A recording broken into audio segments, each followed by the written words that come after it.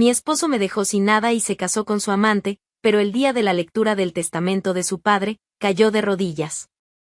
Me llamo Camila. Nací en Madrid, pero fue en Guadalajara donde descubrí lo que es amar con todo lo que se tiene, y lo que se pierde cuando se ama demasiado. La ciudad siempre tuvo su propio ritmo. Entre plazas coloniales, mercados bulliciosos y el olor a pan caliente en el aire, me fui dejando llevar por una historia de amor que parecía sacada de una de esas películas que a mi madre le gustaba ver los domingos por la tarde. Solo que, en mi versión, no había guión, ni pausas, ni un final feliz garantizado. Conocí a Diego en un curso de primeros auxilios en el hospital donde trabajaba como técnica de enfermería. Él había sido obligado a hacer el entrenamiento por la empresa donde trabajaba como gerente comercial. Llegó tarde, con una sonrisa despreocupada, una camisa arrugada y esa mirada de quien sabe que encanta, y sabe usarlo. Cuando nuestras manos se tocaron por primera vez, al simular una maniobra de reanimación, me lanzó una mirada directa, firme, y me dijo: «Te lo tomas demasiado en serio, enfermera. ¿Qué suerte tienen tus pacientes?». Sonreí sin saber qué responder. Y allí, en ese pequeño gesto, todo comenzó. Desde ese día, Diego empezó a aparecer con frecuencia. Decía que estaba enamorado, que nunca había sentido algo tan fuerte. Y yo, que ya había coleccionado algunas decepciones, me rendí. Con él, todo parecía nuevo. Tenía ese aire liviano, que se reía de todo, pero me miraba como si yo fuera la única persona en el mundo. A los 2 meses nos fuimos a vivir juntos. Mis padres dijeron que era demasiado pronto, pero no quise escuchar. Cuando se ama de verdad, ¿por qué esperar? Eso era lo que yo creía. En esa época, trabajaba en 2 hospitales. Turno doble.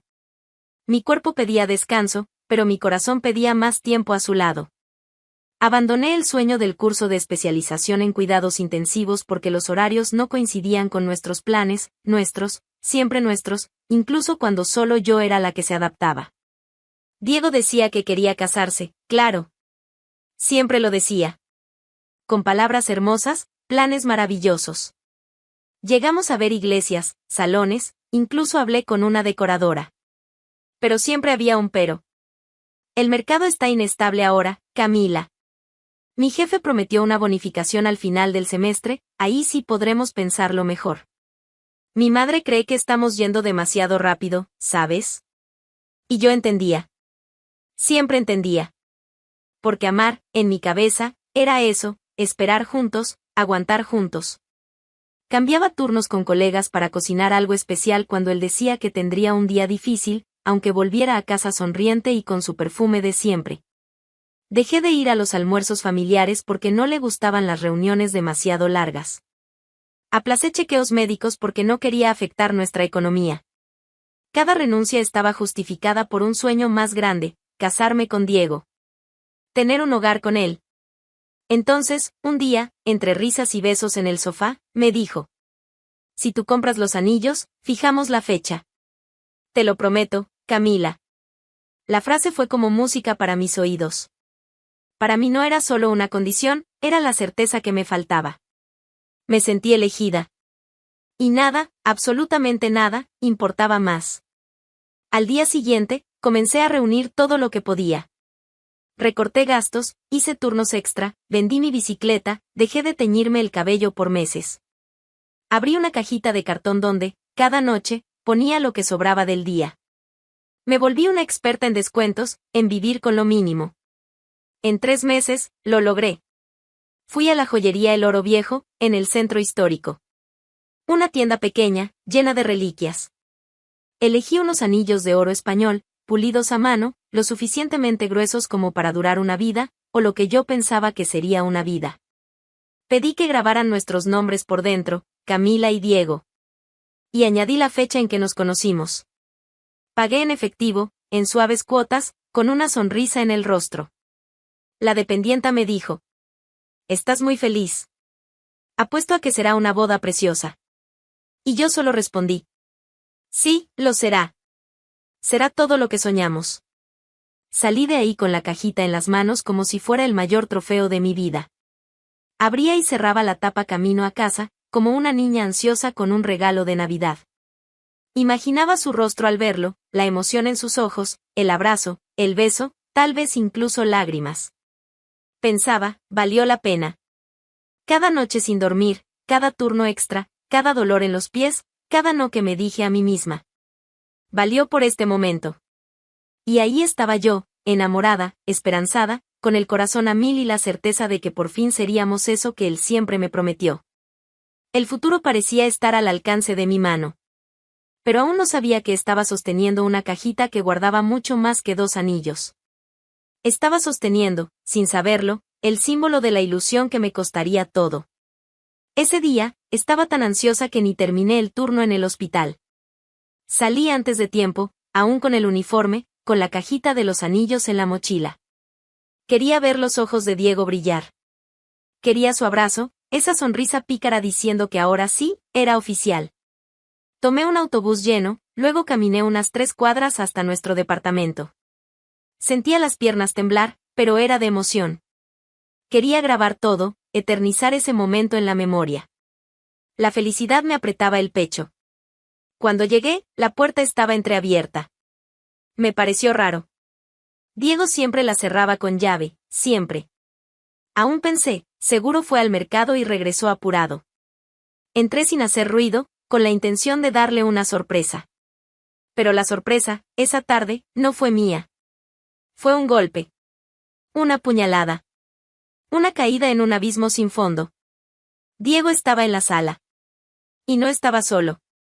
Una mujer, rubia, alta, con un tatuaje en la espalda y absolutamente desnuda, estaba sobre él, riendo. Riendo como si el mundo no existiera. Como si yo no existiera. Como si la vida fuera una broma. Ni siquiera me oyeron entrar. La escena quedó congelada por unos segundos, como si todo hubiera perdido el sonido. Solo el ruido de mi respiración entrecortada, atrapada en el pecho, me recordaba que seguía viva. Diego giró el rostro. Me vio. Y no hubo sorpresa. No hubo culpa. Hubo desprecio. Simplemente empujó suavemente a la mujer y se levantó, desnudo, como si nada fuera fuera de lo normal.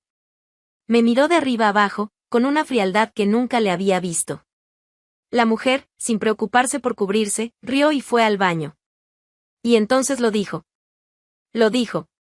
Eres patética, Camila, ¿de verdad pensaste que me iba a casar contigo? Mi cuerpo se congeló. Mi visión se nubló. Pero mis manos aún sostenían la cajita. Los anillos. Aún abierta. Tú dijiste que si yo compraba los anillos, que íbamos a fijar la fecha. Diego, yo. Balbuceaba. Las palabras no salían. Él cruzó los brazos, impaciente. Como si estuviera cansado de una obra de teatro que él mismo había dirigido. Eras conveniente, Camila. Solo conveniente. Pagaba las cuentas, cocinaba, me daba espacio. Era cómodo. Pero no era amor. Confundiste todo. El suelo desapareció. Y, en su lugar, vino el vacío. Una ausencia tan violenta que ni siquiera las lágrimas aparecieron de inmediato. Intenté acercarme. No sé si para entender. No sé si para gritar. Pero él extendió la mano, como diciendo basta. Sal. Vete. Ya no quiero esta payasada. Me estás asfixiando con este teatro de noviecita enamorada. Basta. Fue entonces cuando entendí. Me estaba echando. De mi casa. De su vida. De la historia que yo había construido sola. No dije nada. Solo cerré la cajita. Y salí. En el pasillo, las piernas me temblaban. Los vecinos murmuraban, o tal vez solo era impresión mía. Todo giraba. El cielo, las paredes, los recuerdos. Tomé un taxi. Me quedé en silencio. Miraba la ciudad por la ventana y todo se veía diferente. Como si el mundo entero hubiera cambiado en 15 minutos. Cuando llegué a casa de mi madre, ni siquiera toqué. Solo entré y me desplomé en el sofá. Ella vino corriendo, me abrazó, me hizo 1000 preguntas. Pero yo solo lloraba. Lloraba como si estuviera enterrando a alguien. Porque era eso, estaba de luto. Gritaba. Le di todo, mamá, todo, y él se rió en mi cara. Mi madre intentó consolarme, pero no había consuelo. No había perdido a un hombre. Había perdido mi fe. Mi confianza. Mi imagen. Pasé esa noche sin dormir. Con la cajita a mi lado. Los anillos aún estaban ahí. Brillantes. Nuevos. Intactos. El símbolo de un amor que nunca existió. A la mañana siguiente, no podía levantarme de la cama. El rostro hinchado, los ojos rojos, la boca seca. El celular vibraba, mensajes de amigos, colegas preocupados. Yo solo quería desaparecer. La vergüenza era tanta que me acurruqué en el cuarto como una niña con miedo a los monstruos. Pero el peor monstruo había sido el hombre que amé. En los días siguientes, el dolor era como un veneno lento. Repasaba cada detalle, sus sonrisas, los planes, las promesas. Todo falso. Todo armado. Me preguntaba. ¿Por qué? ¿Qué hice mal? ¿Por qué no fui suficiente? Y cada respuesta me hería más. Todavía no lo entendía. Pero en ese preciso momento, ahí, entre lágrimas, algo dentro de mí empezaba a romperse. Y en su lugar, muy lentamente, algo nuevo comenzaría a nacer. Pero aún no. En ese instante, yo solo era la mujer traicionada. La mujer descartada. La mujer engañada, con los anillos en las manos y el corazón hecho trizas. Después de la traición, los días perdieron su nombre. Ya no había lunes, ni sábado, ni nada. Solo un borrón oscuro donde respiraba por obligación. Dormir era un lujo. Comer, un desafío. Y vivir parecía una provocación. No me reconocía. Yo, que siempre tenía prisa por levantarme, por hacer, por cuidar, ahora pasaba horas mirando el techo del cuarto viejo en casa de mi madre, a donde volví como quien regresa a un refugio después de un terremoto. Y eso era lo que sentía, que un terremoto había pasado por dentro de mí. Mi ropa me quedaba grande. Los mensajes de los amigos se convirtieron en ecos que no respondía. Y los anillos, guardados en el cajón de la mesita de noche, parecían pesar más cada noche. Mi madre intentaba animarme, me hacía café, me sugería salir, pero ella sabía. Aquello no era una tristeza común. Era duelo. Y el muerto era el sueño que yo misma construí y vi ser enterrado con desprecio. Todavía revivía la escena. Diego riendo. La mujer desnuda. Las palabras crueles. El eres patética. Y me preguntaba todos los días. ¿Cómo alguien puede mentir tanto tiempo mirándote a los ojos? No era solo sobre el amor. Era sobre identidad. Había vivido por él, por nosotros. Y ahora ya no sabía por quién vivir. Pero lo peor aún estaba por venir. Algunos meses después, una mañana fría de abril, recibí un mensaje en el celular de una colega del hospital. Camila, no sé si lo viste, pero él se casó. No lo creí. Abrí el navegador, fui a buscar. Y ahí estaba. Una secuencia de fotos brillantes, Diego, con un traje beige, abrazando a la amante, ahora esposa, frente a un altar decorado con girasoles. Ellos estaban riendo. Riendo como si nada importara. Como si jamás hubieran herido a nadie. Mi garganta se cerró. Las manos se me helaron. Vi el pie de foto. El amor siempre gana. Eso me destruyó otra vez. No solo por verlo con otra, sino por la exposición. Era como si se burlaran de lo que sentí.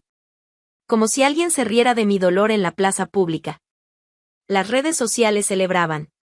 Comentarios felices, amigos en común deseándoles lo mejor, gente que me conocía mirando hacia otro lado. Me sentía borrada, reemplazada, olvidada.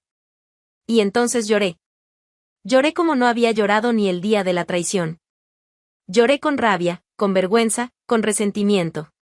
Él se está casando con ella, y yo estoy aquí, destruida.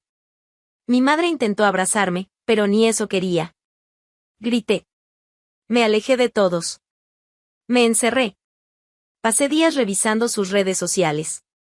Torturándome. Comparando. Hundiéndome. Hasta que un día, sola en la cocina, con los ojos hundidos y el alma hecha pedazos, algo en mí se silenció. No fue paz. Fue agotamiento. Entendí, en ese instante, que nada de lo que hiciera cambiaría lo que pasó. que Diego no volvería. Que nadie vendría a pedir perdón. Y fue ahí cuando algo, muy pequeño, muy discreto, comenzó a cambiar. No era perdón. No era superación. Era cansancio de sufrir. Empecé a salir del cuarto. A caminar por la cuadra. A peinarme. A escuchar música sin llorar. Y, en las pausas entre las lágrimas, me di cuenta, había algo dentro de mí que seguía vivo. La vida tiene una ironía cruel, tarda en arreglar lo que una vez rompió con furia. Cuando más deseas justicia, simplemente te ignora. Pero cuando ya no esperas nada, te sorprende. Estaba en casa, en ese silencio incómodo que solo los sobrevivientes conocen. Ya había retomado la rutina, no por superación, sino por necesidad. Dormía, comía, respiraba, respondía mensajes cortos. Fingir era más fácil que explicar. Fue una tarde de jueves, después de lavar algo de ropa, que mi madre entró a mi cuarto con el celular en la mano. Camila, es un abogado, dice que necesita hablar contigo. Algo sobre el padre de Diego. Mi cuerpo reaccionó como si hubiera escuchado un disparo. Diego. Ese nombre aún me atravesaba como una navaja. Respiré hondo y contesté. ¿Señorita Camila Reyes? Soy Julio Martel, abogado de la familia de la Vega. Le llamo para informarle que fue mencionada en el testamento de don Ernesto de la Vega. Su presencia es requerida en la lectura oficial. Debe haber algún error. No lo hay. El nombre fue registrado ante notario, y su citación es formal. La lectura será el próximo martes, a las 10 de la mañana. ¿Confirma su presencia? Confirmé, sin entender. Colgué y miré a mi madre. Ella frunció el ceño. ¿Qué podría querer ese hombre contigo? Yo también me lo preguntaba. Don Ernesto era el padre de Diego, un hombre austero, reservado, de voz baja y mirada siempre distante. Pero nunca me trató mal. Diferente de su hijo, él parecía observarme con un respeto silencioso. Recordé un día en especial, poco después de mudarme con Diego. Estábamos cenando en casa de sus padres, y mientras Diego hablaba demasiado, don Ernesto me observaba en silencio. Cuando nos quedamos solos en la cocina, me dijo: Vales más de lo que imaginas. No dejes que te apaguen. En ese momento, me pareció extraño. Hoy, tenía más sentido que nunca. El martes, me vestí con la ropa más sobria que tenía. Pantalón negro, blusa de manga larga, el cabello recogido en un moño. Nada de maquillaje. Entré a la oficina donde se leería el testamento con el alma firme, pero el corazón en suspenso. La sala estaba llena. Familiares, primos, antiguos empleados. Y, claro, Diego, sentado de la mano con la mujer con la que me engañó, ahora su esposa oficial. Me lanzó una mirada de burla, y ella una sonrisa torcida, como diciendo: ¿qué haces aquí? Ignoré. Me senté. Esperé. El abogado, con sus gafas de montura fina y voz controlada, comenzó la lectura. Bienes distribuidos entre hermanos, propiedades destinadas a los sobrinos, una bodega heredada por un primo lejano. La tensión era densa, todos querían oír su nombre. Entonces, llegó el final. Y por último, a la señorita Camila Reyes. Un silencio cortante se apoderó de la sala. Diego se acomodó en la silla. Su esposa le apretó la mano con fuerza. El abogado continuó. Le dejo la mayor parte de mis activos bancarios, acciones en empresas familiares y propiedades en Salamanca y Cádiz. Esta decisión fue tomada tras profunda reflexión sobre el carácter, la lealtad y la integridad. Camila demostró valores que trascienden la sangre. En un mundo de apariencias, ella permaneció honesta. Es lo mínimo que puedo dejar a alguien que, aun fuera de nuestro apellido, supo honrar lo que es correcto. La sala explotó. No. Diego se levantó golpeando la mesa. Esto es una farsa, ella no es nada para él, era solo una ex, esto es imposible. El abogado no pestañeó. La firma del señor Ernesto está autenticada. El testamento fue registrado en 3 copias, leído en vida ante testigos. Es legal. E irrevocable. La esposa de Diego intentaba calmarlo, avergonzada por el escándalo. Pero él temblaba.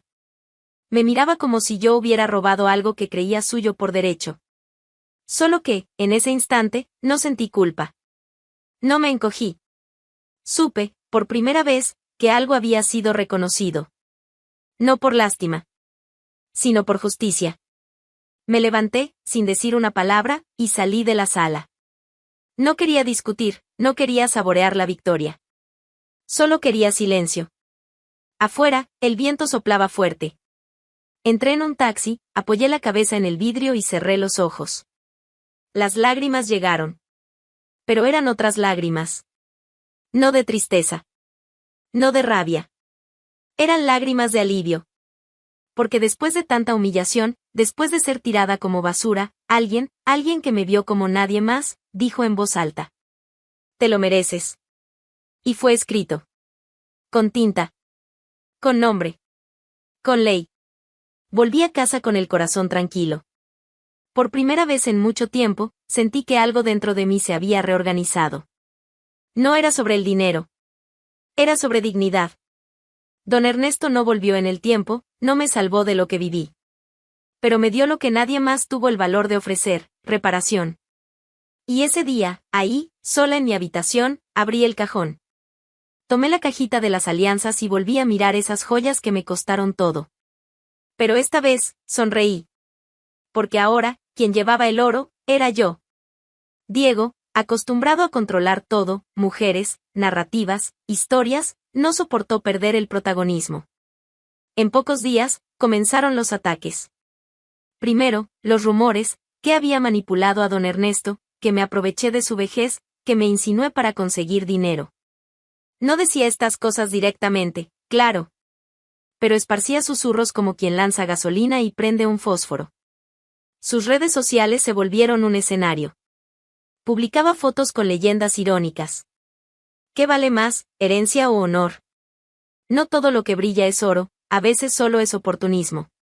Gente que apenas me conocía empezó a etiquetarme en publicaciones. Algunos me defendían, otros solo juzgaban.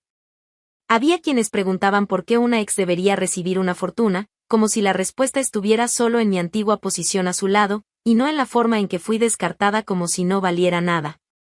Pero no fue solo virtual. Diego fue más allá. Presentó una demanda judicial intentando anular el testamento.